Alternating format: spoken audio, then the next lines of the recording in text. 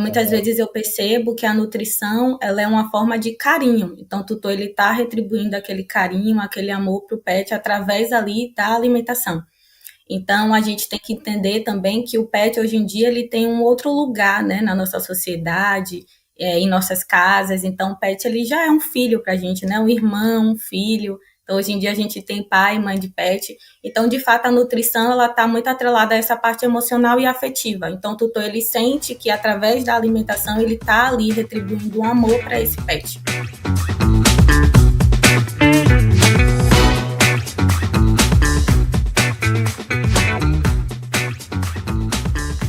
Analisando os dados do canal, percebemos que cerca de 86% de vocês que assistem aos nossos episódios com frequência ainda não estão inscritos.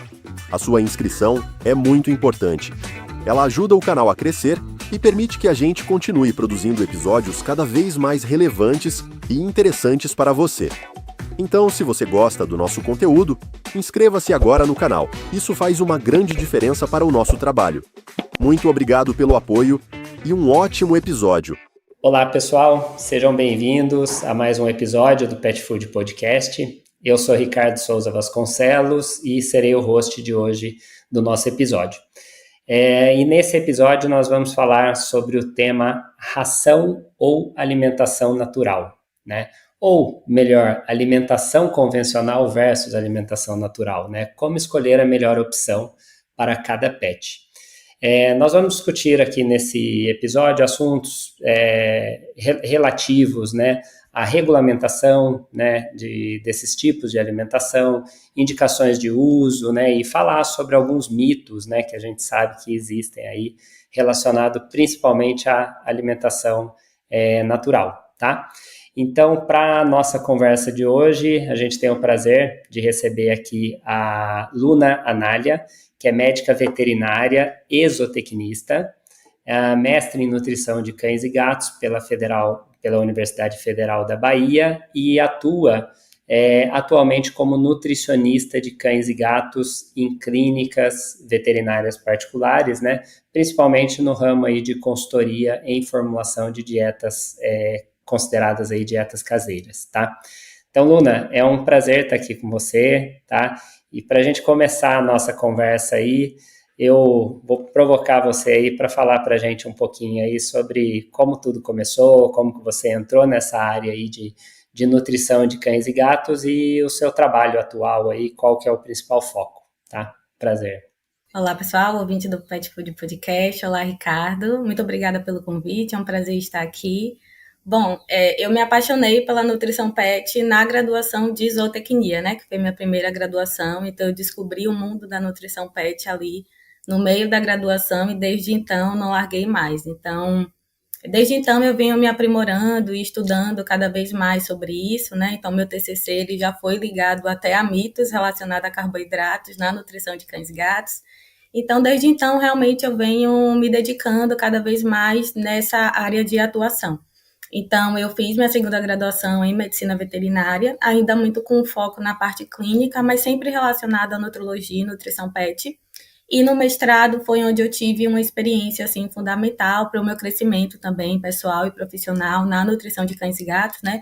Onde a gente tem a oportunidade de escolher ali, de estar participando de fato de um experimento científico. Então, foi um momento assim, bem interessante da minha vida, da minha carreira.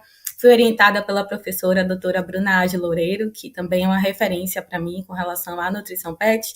Ela também me ensinou bastante e, basicamente, foi essa a minha trajetória. Até hoje, a gente sempre está se atualizando, né, com relação à nutrição. Atualmente, eu atuo com nutrição clínica, então eu faço aí a formulação de dietas caseiras, prescrição de alimentação convencional, ração comercial, ração úmida, tanto para cães saudáveis, cães e gatos saudáveis, quanto para cães e gatos com patologias.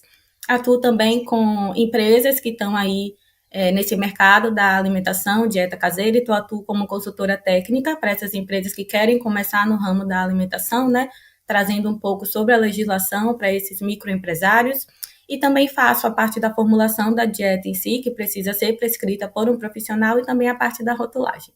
Então, basicamente, é um pouco da minha história. O Pet Food Podcast só é possível através de empresas inovadoras e que apoiam a educação continuada na nutrição de pets. Grupo BR Render. Fazemos juntos o produto para atender você, cliente. Biorigem, sua parceira estratégica em ingredientes naturais derivados de levedura para palatabilidade. Alga Prime DHA da Corbion, o primeiro ômega 3 à base de microalgas produzido no Brasil. Agora, adicioná-lo à alimentação pet está mais fácil do que nunca. Bionatural Prime, nutrição que vem da natureza.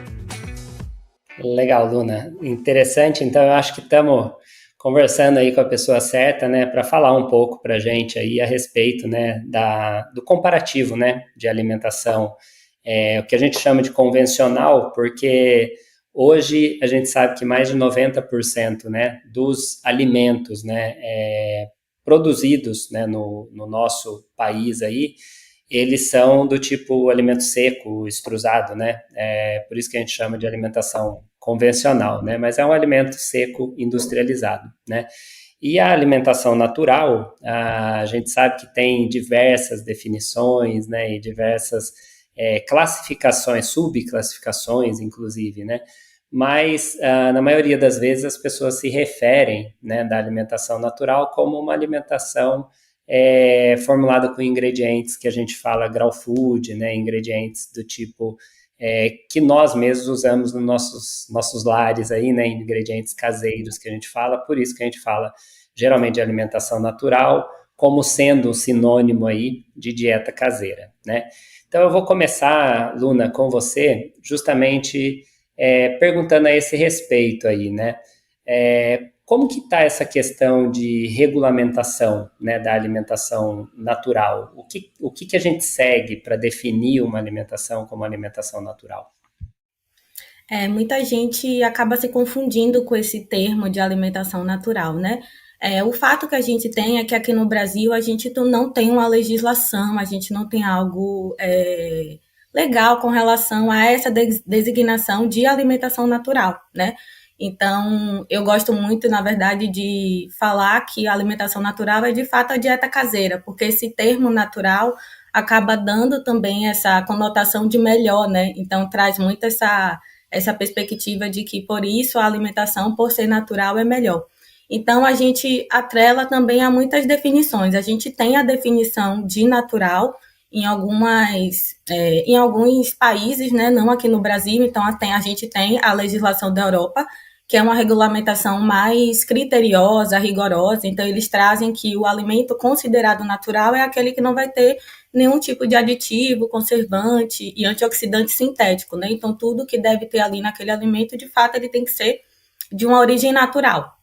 Quando a gente pensa numa regulamentação, por exemplo, dos Estados Unidos, que a gente fala que é a AFICO, eles trazem também uma outra denominação para o natural. Então, eles trazem, né, que o alimento natural é aquele que se refere a ingredientes que vão vir de origem animal, vegetal, e que eles podem ter passado ali por processamento térmico, por exemplo, e também eles podem vir com aditivos sintéticos, desde que numa quantidade mínima, a fim de conservar esse alimento. Então, a AFICO, ela mesmo fala, né, que uma ração, por exemplo, ela pode se auto-intitular natural. Então, atualmente, a gente tem um mercado pet food muito atrelado a esse aspecto do marketing natural, muito também advindo do mercado consumidor. Então, quando a gente pensa nesse alimento natural, uma ração ela também pode ser considerada um alimento natural. Então, quando a gente pensa nessa modalidade alimentar, de alimentação natural, a gente não tem nada muito regulamentado aqui no Brasil. O que eu gosto muito de falar é que a ração ela é um alimento convencional, ou seja, ela tem algo regulamentado, é uma alimentação mais padronizada, então por isso ela vai ser convencional. E quando a gente pensa na alimentação natural, eu gosto mais de falar que ela é um alimento não convencional, ou seja, eu gosto muito mais do termo dieta caseira. Então, a alimentação natural, por exemplo, dieta caseira cozida, ela vai ser um alimento não convencional porque ela não está regulamentada. Geralmente, ela vai vir aí de ingredientes que são próprios para consumo humano, mas diferente da nutrição humana, esses ingredientes eles já fazem parte da nossa nutrição, então eles já estão ali nutrindo a gente de tudo que a gente precisa. O que acontece na nutrição pet é que por mais que essa dieta ela seja ali com ingredientes do nosso consumo, a gente precisa adicionar um suplemento mineral e vitamínico. Então, por isso que acaba sendo uma dieta que, por mais que tenha uma grande variedade de ingredientes, né, ela precisa obrigatoriamente ter ali a adição de um suplemento. Então, acaba tendo um pouco essa confusão e é muito importante a gente definir, né, os conceitos para que a gente consiga entender melhor o que cabe, de fato, a cada modalidade alimentar e acabar também com essa confusão, né? No final das contas, são duas modalidades alimentares que podem ser consideradas naturais quando a gente pensa principalmente aqui no Brasil. Legal. Então, que fique claro, né? Vamos falar de alimentação convencional, principalmente aí os alimentos secos, né, extrusados, e alimentação natural. Na nossa conversa de hoje aí vai ser voltado principalmente para alimentação do tipo caseira, né? Mas muito importante esse ponto aí que você tocou na questão da regulamentação, né? Da necessidade aí da gente realmente ter uma regulamentação, né? Porque hoje fica muito a critério, né? As denominações, elas são muito subjetivas por a gente não ter nenhuma lei, nenhuma legislação aí a seguir, né? Então, para a gente falar, então, de dietas caseiras ou alimentação convencional, né? Então, vamos lá. A primeira pergunta que eu faço para você é com relação à escolha, né? Porque a gente ouve muito essa questão do comparativo, né? Qual que é melhor, né? E como profissionais, quais os fatores que a gente deve, né, levar em consideração para escolher, né? Ou para indicar, por exemplo, uma alimentação do tipo caseira ou uma alimentação aí convencional industrializada? Bom, como profissional, eu acho que a gente pode se atentar a 3 fatores, geralmente, que eu gosto de mencionar. Fatores técnicos ligados à formulação em si da dieta, então a matéria-prima ali dos ingredientes, quais são os ingredientes utilizados, tanto quando a gente pensa no alimento convencional, ração, quando a gente pensa no alimento não convencional, que é a dieta caseira. Então, quais ingredientes ali estão nessa dieta, né? Esse aspecto mais técnico, a gente tem que entender que a dieta ela precisa ter proteínas, né? Principalmente com relação aos aminoácidos, que são nutrientes essenciais. Essa dieta ela precisa ter gordura, principalmente pensando nos ácidos graxos essenciais. E também, a gente vai falar um pouco mais adiante sobre isso, é interessante que a dieta ela também tem uma fonte de carboidrato, né? Cada vez mais a gente está estudando o mundo da microbiota intestinal, a gente está estudando mais a modulação intestinal, e o carboidrato ele não está só ligado ao amido, né? Ele está ligado também às fibras alimentares, que vão ser aí nutrientes importantes quando a gente pensa na nutrição de cães e gatos. Um outro ponto importante também é o processamento. Então, as boas práticas de fabricação, principalmente pensando na dieta caseira, é importante a gente garantir essa segurança alimentar tanto para o tutor quanto para o pet, né? Então, tem esses aspectos técnicos que o profissional ele tem que sempre estar atento. Se é um alimento completo e balanceado, né? Se foi prescrito por um profissional, relacionando mais a parte da dieta caseira, se é um alimento que está ali suplementado da forma correta. Um outro aspecto também que eu acho importante é o animal em si. Então, qual a fase de vida daquele animal, qual o nível de atividade que esse animal tem. Isso tudo vai estar atrelado, por exemplo, à quantidade que a gente oferta ali de alimento diariamente. A condição clínica do animal também é um fator importante, porque assim a gente consegue também determinar uma melhor dieta para aquele pet, de acordo com a condição e a patologia que, por exemplo, ele possa vir a apresentar. Um outro ponto também fundamental é a gente entender o tutor. Então, muitos tutores, por exemplo, eu tenho muito uma casuística de tutores que chegam querendo a dieta caseira e normalmente minhas consultas, quando o tutor quer a dieta caseira, dura mais de 1 hora. O que é interessante você conhecer a rotina do tutor. Então, conhecer se realmente essa modalidade alimentar vai estar ali adaptada à rotina dele, né? Qual é o manejo alimentar que ele tem para aquele animal. Muitas vezes a gente vive essa rotina corrida, a gente não está em casa o tempo todo, né? A gente sai de casa, só volta para dormir muitas vezes. Então, a gente, entendendo a rotina do tutor e o manejo alimentar que ele consegue fazer para esse animal, a gente também consegue determinar a melhor modalidade para ele. Então, eu acho que são 3 fatores, assim, fundamentais, e que quando a gente atrela esses 3, a gente consegue, de fato, considerar ali uma melhor modalidade para o pet.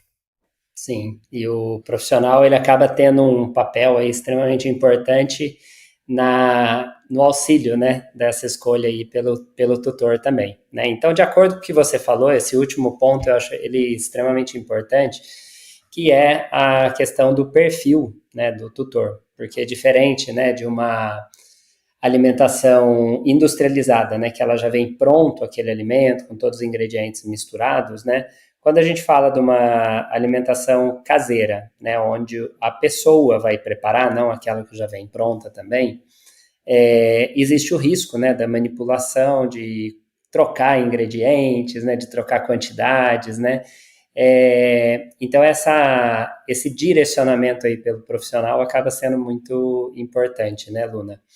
E aí, a respeito disso mesmo, eu queria perguntar aí para você, qual que é a principal diferença, ou principais, né, que você vê entre a visão do tutor, né, na escolha da modalidade alimentar aí que ele vai oferecer para o seu pet, e do profissional, né? Como que esses dois enxergam esses dois tipos de alimentação aí no momento da escolha? O tutor, ele chega muitas vezes com esse aspecto emocional muito mais aflorado, né? Muitas vezes eu percebo que a nutrição, ela é uma forma de carinho. Então, o tutor, ele está retribuindo aquele carinho, aquele amor para o pet através ali da alimentação. Então, a gente tem que entender também que o pet, hoje em dia, ele tem um outro lugar, né, na nossa sociedade, em nossas casas. Então, o pet, ele já é um filho para a gente, né, um irmão, um filho. Então, hoje em dia, a gente tem pai e mãe de pet. Então, de fato, a nutrição, ela está muito atrelada a essa parte emocional e afetiva. Então, o tutor, ele sente que, através da alimentação, ele está ali retribuindo um amor para esse pet. Então, eu percebo muito isso. Por isso, muitas vezes o tutor, ele vai mais para esse aspecto natural, né? Muitas vezes ele pensa estar ofertando uma alimentação melhor por ser natural, né? A gente entendeu um pouco a partir das definições, que não é bem assim, mas eu percebo muito isso, sempre esse apelo de ofertar sempre o melhor para o seu pet, né? Uma forma de carinho mesmo e de amor. Quando eu penso na parte do profissional, eu acho muito importante a gente saber separar nossa visão pessoal do aspecto profissional em si. O profissional, né, sendo da área ou não de nutrição pet, a gente tem que ter uma visão mais técnica, mais científica. Então, a gente tem que trazer para o tutor a clareza das vantagens e desvantagens, por exemplo, de cada modalidade alimentar. Trazer ali à tona o que a gente tem realmente de embasamento científico sobre as modalidades alimentares.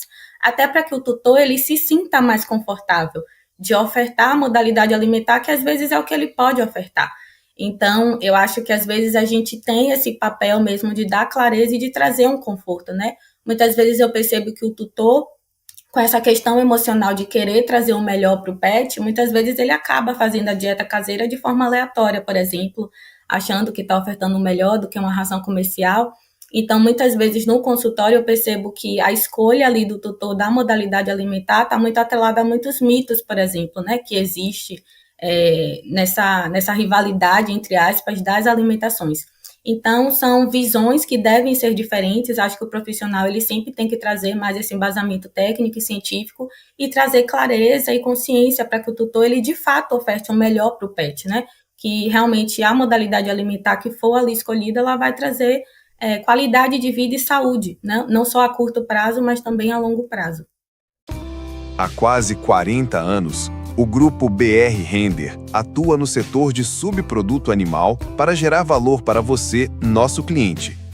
Nossa missão é fortalecer toda a cadeia produtiva, entregando produtos de qualidade comprovada que geram produtividade, sustentabilidade e resultados consistentes. Seja em nutrição animal, energia renovável ou soluções ambientais, estamos sempre ao seu lado. Conte com a gente. Sim. Embora a gente veja, né, que ainda, né, a alimentação que a gente chama industrializada, né, ela seja, né, o predominante, né, a gente vê que está havendo um crescimento, né, os números mostram, né, um crescimento aí da alimentação natural, né, o tipo de dieta caseira, né, a oferta para cães principalmente, né, mas para gatos também. E qual foi a motivação, né, que esse mercado aí ele tem ganhado porte aí hoje em dia, né?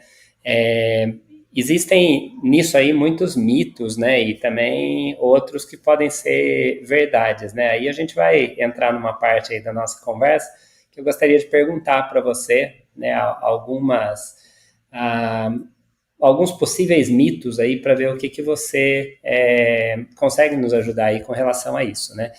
Então, por exemplo, muitos tutores eles afirmam que alimento industrializado ele é ultraprocessado, né? Do ponto de vista técnico, isso faz sentido, né? Essa talvez seja uma das razões aí da migração, né, da alimentação convencional para natural? Sim, acaba. Esse é um mito muito comum. Eu até falei dele no meu TCC há alguns anos atrás de zootecnia. As redes sociais elas acabam difundindo muita informação e o que eu vejo também dos tutores é essa associação da nutrição pet com a nutrição humana. Então, por exemplo, a gente consegue, por exemplo, ver em algumas publicações a comparação da ração comercial com alimentos fast food, por exemplo, da nossa alimentação humana. Então, o que eu percebo é essa associação e, de certa forma, uma desinformação com relação ao processo que acontece para a gente ter a ração, né? O processo ali de fabricação. Então, a gente tem que entender que são coisas diferentes. Quando a gente pensa na parte fast food da nutrição humana, né? É realmente um alimento que não vai ter um apelo nutricional, né? Vai ter um apelo ali nutritivo praticamente desprezível. Quando a gente pensa ali nos nutrientes, vai ter muita gordura, vai ter muito açúcar, e não é o que acontece quando a gente pensa na ração comercial. A ração comercial, ela vai ter ali ingredientes, né, que vão ali fazer parte para que seja um alimento completo e balanceado. Muito pelo contrário, a ração ela vai ser um alimento saudável, então ela vai ser classificada como um alimento completo porque ela vai ter ali todos os nutrientes que o cão ou o gato precisa. Então acaba sendo uma associação assim muito equivocada e muito errônea que a gente acaba fazendo, e acredito que muito pelo fato das pessoas não conhecerem mesmo o processamento que acontece na ração, né? A ração, a gente até chama por um nome técnico, né? Ela passa por um processo de extrusão, que eu gosto muito de falar para muitos alunos e para estagiários que eu tenho, né? Que praticamente funciona como uma grande panela de pressão industrial, né? Para que a gente consiga visualizar melhor. Claro que a indústria pet food, ela é uma indústria que tem muita tecnologia. Então, não tem nada disso de um ultraprocessamento, né? O que acontece ações ali de calor e pressão que vão fazer com que o alimento, né, os ingredientes que são ali adicionados naquela grande panela de pressão se tornem altamente digestíveis para o animal e que a gente consiga levar para o consumidor através dos kibbles que a gente conhece, que são os grãos da ração. Então, não tem nada disso de ultraprocessado, acaba sendo uma associação errônea mesmo, e acredito muito que seja por essa falta de conhecimento de como acontece o processamento, né, de como o tutor ele chega lá e consegue pegar esse alimento completo através dos grãos da ração. É o que eu percebo muito no consultório. Então, eu acabo também trazendo essa alusão à panela de pressão para que o tutor ele consiga entender melhor também como acontece o processamento, que envolve muita tecnologia. É importante a gente entender que toda a fabricação de ração ali ela é formulada por um profissional técnico experiente, que vai fazer ali a formulação de uma forma que, de fato, tenha nutrientes e ingredientes que vão ali agregar a alimentação do animal, né? O intuito da ração é justamente esse, trazer a manutenção daquele animal de acordo com a fase de vida, para que ele realmente consiga ali garantir uma qualidade de vida durante muito tempo. Sim. E realmente, né, os animais hoje em dia, a gente vê que a expectativa de vida, né, de cães e gatos, ela tem aumentado, né, bastante aí nas últimas décadas, e os animais apresentam, claro, problemas de saúde, né, mas problemas da idade, né, então, felizmente, a gente está tendo também os problemas da idade, né, em função da expectativa de vida aí ser cada vez maior, né, graças, né, claro, aí a nutrição, né, aos cuidados veterinários, né, a parte sanitária também que melhorou muito aí a questão do manejo e bem-estar dos animais, né. Mas quando a gente pensa, por exemplo, numa alimentação, né, industrializada e uma alimentação, vamos dizer, feita com ingredientes frescos, né, como é a alimentação natural, uma das diferenças que a gente tem é com relação à utilização de alguns aditivos, né? Então, um alimento industrializado, ele é feito aí para ter um prazo de validade, né, estendido, né, e ser mantido em temperatura ambiente, né? Diferente de uma dieta caseira, que muitas vezes é feita e consumida ou é mantida, né, sob congelamento, né? Então, uma das preocupações que a gente vê, né, com os tutores, né, é justamente em torno de aditivos sintéticos, né, como, por exemplo, antioxidantes, o BHA, o BHT, né, e realmente esses compostos eles são prejudiciais, né, o que a gente pode dizer aí com relação a eles, Luna? Essa questão dos antioxidantes, ela é um mito também bastante comum e está muito ligado também a um outro mito, que é essa coisa de ração causa câncer, né? Então, a gente tem que entender primeiro que a gente não tem evidência científica que a ração ela causa câncer. E eu acho que o ponto principal é a gente entender também a função do antioxidante na ração. Então, a gente vai ter vários termos, né? Antioxidante, aditivo, conservante, você pode até complementar, né, Ricardo? São coisas Sim. diferentes que a gente acaba usando como sinônimo, mas vão ter objetivos ali parecidos, mas diferentes, né? Quando a gente pensa no BH e o BHT, que são antioxidantes sintéticos, eles estão ali incluídos na ração comercial para evitar o processo de oxidação lipídica. Então, as rações elas vão ter uma alta concentração de gordura, que é um nutriente essencial, então precisa estar ali na ração. Além de ser um nutriente essencial, a gordura ela também vai estar atrelada à palatabilidade daquele alimento, que vai fazer com que o animal aceite. Então, colocar antioxidantes sintéticos vai estar atrelado muito a isso. Como é um alimento que tem uma alta concentração de gordura, a gente precisa evitar esse processo de oxidação. Então, geralmente, alimentos que têm muita gordura, se eles não têm um antioxidante ali para ajudar nessa questão, eles vão rancificar. Então, eles vão perder as propriedades nutricionais, vão perder valor nutritivo, vão perder também a palatabilidade. E eu gosto muito de associar que é muito pior o animal ele consumir um alimento estragado e rancificado, né? Vai trazer muito mais prejuízo à saúde dele do que benefício. Então, a gente tem que entender também a função do antioxidante no alimento, para aí sim a gente entender porque também ele está ali, né?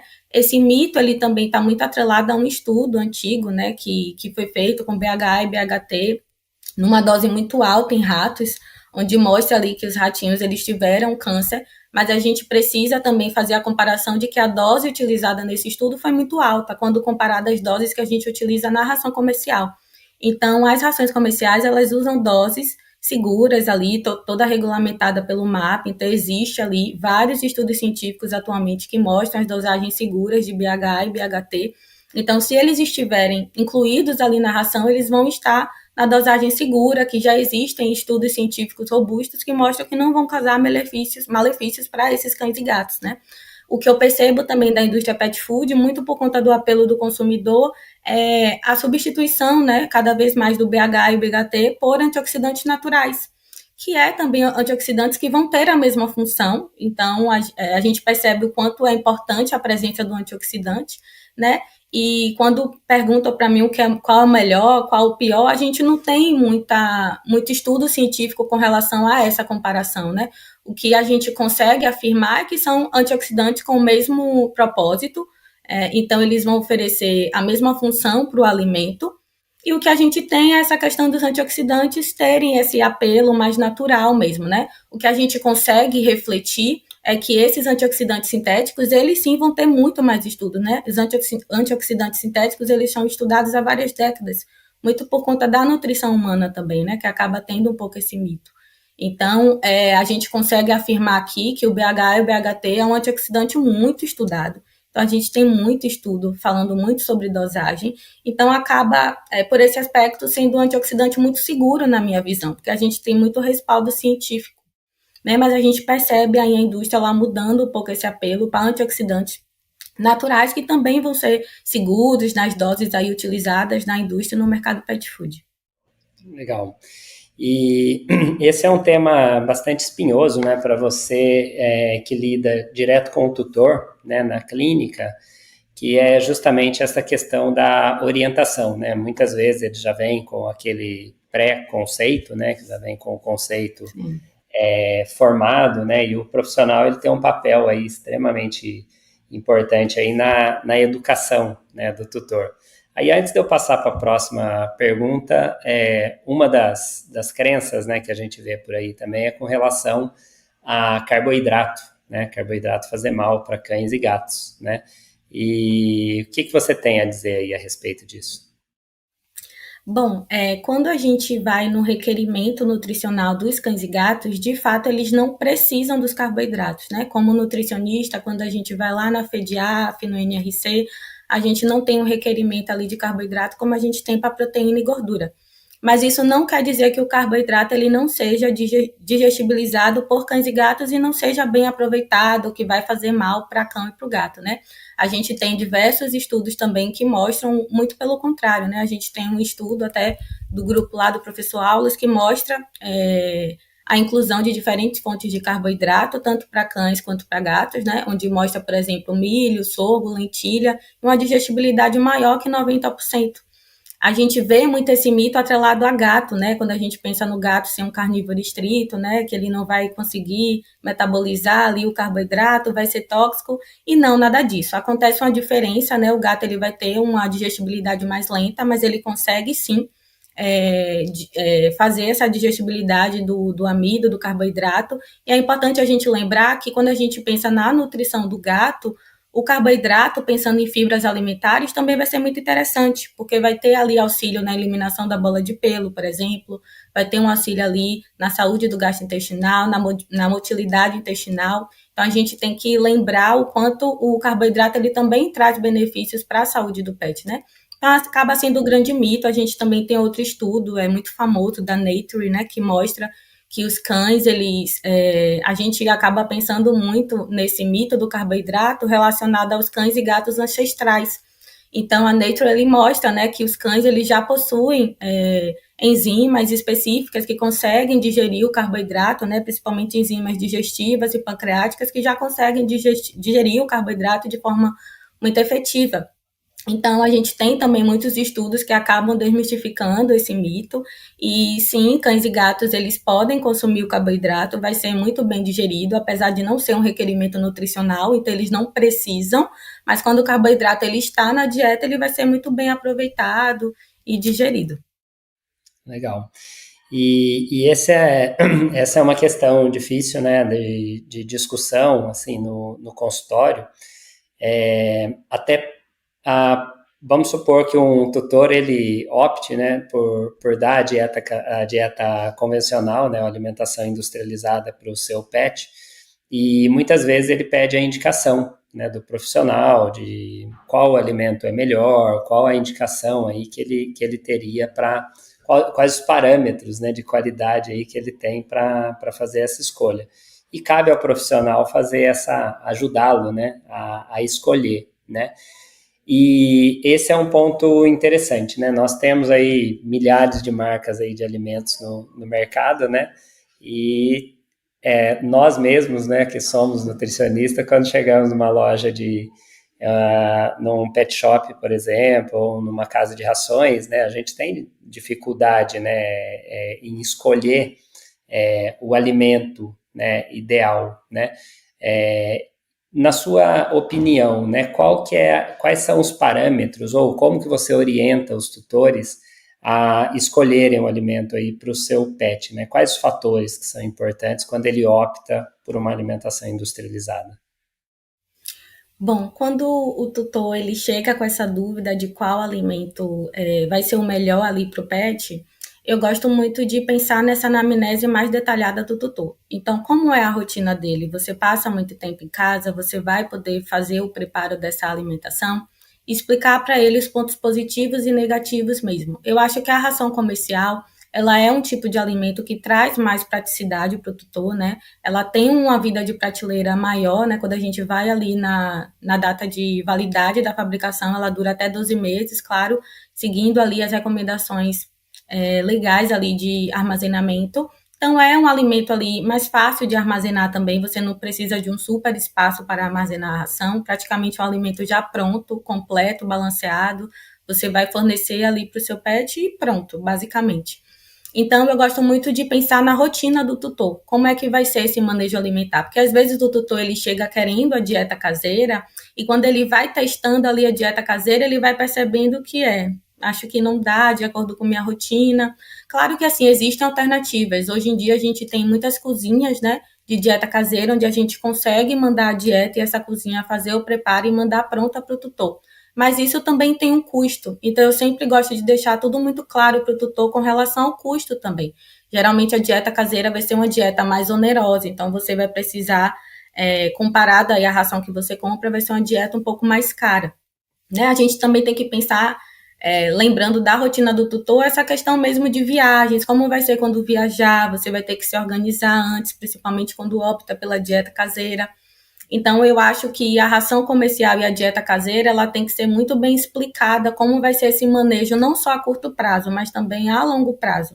E trazer, de fato, os benefícios e desvantagens, né? Tem alguns casos, por exemplo, de PET seletivos, algumas doenças também, como doenças renais, obesidade, em que a dieta caseira eu vejo de forma muito interessante, né? Quando a gente pensa em programas de perda de peso, por exemplo, para cães e gatos, a gente consegue instituir a dieta caseira de forma muito satisfatória, que a gente consegue implementar para o animal um grande volume alimentar com a baixa quilocaloria. Então, ele acaba ali passando pelo programa de perda de peso sem sofrer tanto. Então, é uma vantagem, por exemplo, do uso da dieta caseira. Mas quando a gente pensa em animais ali, que o tutor ele tem uma rotina mais corrida, ele não vai ter esse tempo de preparo, ele não tem espaço de armazenamento na geladeira, é uma alimentação que se torna mais onerosa ali para ele, é mais interessante que ele opte por uma ração comercial de qualidade, que ele possa ali consiga ofertar todos os dias, né? Eu sempre dou opções também, se o tutor quiser fazer mix aos finais de semana, os dias que ele puder ofertar, fazendo um mix de forma calculada, formulada por um profissional. Isso também pode ser feito, né? Uma alternativa para aquele tutor que não consegue, mas ao mesmo tempo ele quer ofertar ali a dieta caseira. Então, é também uma alternativa que a gente consegue fazer desde que da forma correta, né? É importante a gente lembrar que como a ração é um alimento completo, quando a gente adiciona outro alimento, a gente está desbalanceando. Então, a gente tem que fazer a proporção ali correta também. Então, basicamente, a modalidade alimentar, eu gosto muito de pensar no tutor, que é que vai ser, de fato, interessante ali para o tutor a longo prazo, principalmente. Então, é sempre uma conversa bem demorada e também pensando no animal, né? Qual a condição clínica do animal, o que é que vai ser importante ali para a saúde do animal especificamente. Exato. E você falando aí da alimentação convencional, né, industrializada, eu lembrei de um outro aspecto, né, que a gente ouve muito, que é a questão da proteína, né? Então, assim, qual ração que é melhor? Leva essa porque ela tem mais proteína, né? O que você comenta aí a respeito desse critério de escolha? A proteína ela vai ser um nutriente essencial, ela vai ser muito importante, mas assim, nem sempre o excesso dela vai ser interessante. A gente deve entender que depende muito da fase de vida também. Por exemplo, animais filhotes, eles têm um requerimento de proteína maior quando comparado a animais adultos e idosos. Então, depende muito da fase de vida. A gente deve lembrar que a ração comercial ela já tem a quantidade ali correta de proteína para cada fase de vida do animal. Quando a gente pensa numa dieta caseira, quando prescrita por um profissional, já vai ter a quantidade também que o animal precisa. Pensando em animais saudáveis adultos, quando o animal ele está ingerindo muita proteína, o que pode acontecer é que ele não vai aproveitar toda aquela proteína, né? Ou a proteína ela vai virar reserva de gordura, então vai ser um animal com sobrepeso, obesidade, ou ela vai ser eliminada pela urina. Então a gente tem que entender que nem sempre o excesso da proteína vai trazer benefícios. Além disso, a gente tem que entender também que cães e gatos eles precisam de aminoácidos. Então é importante a gente entender a qualidade dessa proteína, entender o perfil aminoácidico dessa proteína, porque aí sim a gente está trazendo uma nutrição ótima para esse animal. Então nem sempre vai ser o melhor a gente encher ali o animal de proteína. É interessante a gente entender o requerimento energético e de nutriente de acordo com a fase de vida, para que a gente estabeleça uma quantidade de proteína ideal, que o animal de fato vai aproveitar, né? Eu costumo dizer que todo nutriente, ingrediente ali em excesso, ele vai trazer algum prejuízo. Então, a gente deve estar atento a isso também, né? Um ingrediente, nutriente que a gente vê de forma positiva, em excesso pode se tornar negativo. Então, a gente pode dizer que quantidade e qualidade aí são bem diferentes, né? São duas coisas totalmente diferentes quando a gente fala de fontes proteicas, né? Uhum. E, Luna, a gente está caminhando aqui, né, para o final já da nossa conversa, mas eu gostaria de saber um pouquinho mais aí de você sobre essa questão da prescrição, né, da alimentação caseira, né? Você poderia fazer um breve comentário para a gente, assim, quando né, e por que você prescreve, né, a dieta caseira, e quais seriam os pontos importantes aí que você deve orientar bem o tutor para que ela seja bem sucedida. Eu gosto de indicar a dieta caseira em situações específicas. Vai se tornar repetitivo, mas o tutor ele vai ser uma peça fundamental. Então, entender a rotina do tutor e entender o que ele pode fazer com relação à dieta caseira. Em relação aos animais, a dieta caseira ela vai ser muito interessante em pets seletivos, né? Tem pets que fazem greve de fome, não comem de jeito nenhum a ração, então, a dieta caseira ela acaba sendo uma alternativa ali que o tutor ele consegue manejar de forma mais eficiente. Outras possibilidades também da dieta caseira, eu gosto muito de utilizar em doenças renais, né? A depender do estágio da doença renal, a gente consegue fazer uma adaptação ali de acordo com o estágio. E a doença renal, ela vai trazer como sinal clínico essa perda de apetite mesmo. Então, acaba sendo um alimento mais palatável, que se torna interessante. Em caso de sobrepeso, obesidade, a gente consegue também fazer um programa de peso de forma mais facilitada. Então, existem casos específicos que a alimentação caseira, desde que prescrita por profissional, ela vai ser mais interessante. Uma coisa que eu sempre gosto de chamar a atenção na prescrição alimentar, como nutricionista, né, e até como outros colegas veterinários que eu converso, essa anamnese detalhada, a gente sempre conversar qual tipo de alimento está sendo ofertado. E se for dieta caseira, o profissional ele se atentar a perguntar se foi prescrito por um profissional. Qual profissional? Você lembra quais são os ingredientes? Tem algum suplemento nessa dieta? É importante que isso esteja no prontuário, para que mesmo que a gente não seja da área, a gente instrua o tutor para que ele procure um profissional especializado, né? Quando eu prescrevo a dieta caseira para os tutores, eu sempre gosto de deixar muito claro que não é correto fazer a troca dos ingredientes. Então, eu particularmente sempre oferto mais de um tipo de cardápio para que ele possa ali escolher o cardápio que ele quer. Então, eu sempre levo, inclusive na minha consulta, uma tabelinha onde eu mostro, o músculo bovino é diferente do peito de frango. Então, não é simplesmente trocar. A composição nutricional vai ser diferente, o teor de gordura, de proteína vai ser diferente. Então, quando eles trocam de forma aleatória, vai desbalancear a dieta, né? Então, eu trago essas instruções de forma muito clara, tanto na consulta como na prescrição alimentar também. Então, eu sempre coloco alertas, sempre trago a importância do sal e do óleo na dieta caseira. Muitos tutores, eles estranham a adição ali do sal, lembrando que o sódio é um mineral essencial, então ele tem que estar presente na dieta caseira.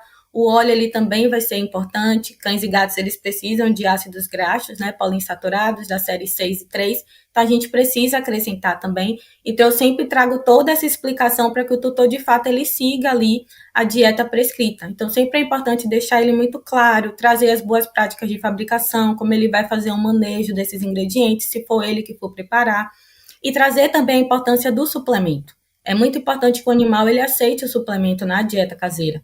Então, ver maneiras ali do animal aceitar, né? Muitos animais, eles acabam não aceitando e a gente fica, meu Deus, o que é que eu faço? Então, esse é o momento da gente repensar se de fato a dieta caseira vai ser eficiente ou não. Então, são lembretes, assim, que eu sempre falo na consulta, sempre deixo ali prescrito direitinho, acaba sendo repetitivo, mas são prescrições que são importantes o tutor e até os profissionais estarem atentos quando a gente vai fazer um manejo e vai indicar a dieta caseira para o animal. Legal. E por falar, né, em animal aceitar ou não, me lembrei de um aspecto aqui que no seu mestrado você trabalhou com proteína de insetos, né? Uhum. E para a gente encerrar aqui a nossa conversa, né, queria fazer uma pergunta, duas perguntas em uma para você, né? Primeiro, como que você vê a utilização aí das proteínas de inseto aí, né, em alimentos industrializados, tá? Quais as vantagens, né, e desvantagens aí do uso desses ingredientes. E você vê espaço também na alimentação natural para a utilização de insetos? Bom, foi muito legal fazer parte do experimento, onde eu pude ver ali os animais experimentando a ração comercial. Eu experimentei também, Não é ruim, não, é gostosa. A gente acaba tendo um certo preconceito quando a gente pensa nesse tipo de ingrediente na alimentação de cães e gatos. Infelizmente, tanto profissionais como tutores. Mas quando a gente vai ver o perfil nutricional da farinha, né, de insetos, é um perfil nutricional super interessante. É rico em proteína, então tem os aminoácidos ali essenciais para cães e gatos.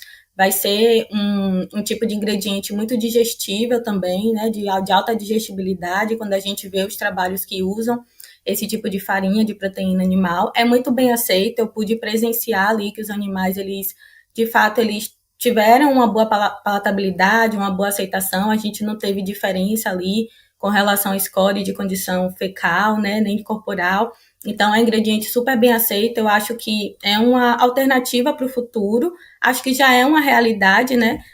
A gente tem algumas marcas aqui do Brasil que já estão utilizando a farinha de inseto como proteína. Então, eu acho uma super proposta. Acho que é uma alternativa muito válida para os ingredientes que a gente já usa no mercado para nutrição de cães e gatos, principalmente pensando em animais que têm diversas alergias, né? Cada vez mais a gente vê os animais expostos a diferentes tipos de alimento, então tem muitos animais que vão ter patologias ali com alergias alimentares que vão se beneficiar muito desse tipo de ingrediente. Então, eu acho um ingrediente super promissor, que tem muita qualidade, a gente ainda está investindo em muitos estudos para a gente conhecer mais sobre esse ingrediente, né? Eu acho que a desvantagem é justamente essa, a gente ainda está aprofundando e conhecendo mais sobre o perfil nutricional desse ingrediente, a inclusão que a gente vai fornecer aí na indústria do mercado pet food, mas assim, é uma desvantagem que já está virando vantagem, porque cada vez mais é um investimento que está sendo feito, né, no tipo de proteína para cães e gatos. Legal. E nas dietas caseiras, você vê possibilidade aí de uso desses? Sim, vejo possibilidade. Eu acho que os tutores eles vão estranhar bastante, mas a gente já tem empresas que fornecem, né, a larva da mosca soldado negra, por exemplo. Eu conheço uma empresa que fornece. Então, eu já vi colegas nutricionistas utilizando em alguns casos de animais mais seletivos, animais que têm alguma patologia específica. Eu sempre vejo dos animais um aceite muito grande com relação à palatabilidade. Eu acho que a questão é muito mais nossa humana, assim, né? Como a gente vai ali lidar com esse novo tipo de alimento. Mas eu acho que é um ingrediente que vai ser muito bem aceito pelos animais. Eu acho que, novamente, a gente, como profissional, tem que se atualizar com relação às novas tecnologias que estão sendo implementadas, né? Para que a gente consiga também instruir o tutor de uma melhor forma. Mas eu acho que vai ser uma alternativa que, no futuro, talvez gere aí uma grande importância. E uma outra alternativa para a gente com relação à dieta caseira. Legal. Luna, eu gostaria de agradecer você, tá, por estar aqui com a gente nessa conversa interessante aí a respeito, né, da definição de alimentação natural e indicações, né, de uso. Também a gente teve a oportunidade de falar de alguns mitos, né, com relação aí à alimentação convencional e natural, tá? Então, gostaria de agradecer a você, né, e convidá-la para vir mais vezes aí com a gente também, tá bom? Obrigado, viu? Até logo. Obrigada, Ricardo. Obrigada, pessoal. Obrigado a Até todos. mais. Valeu.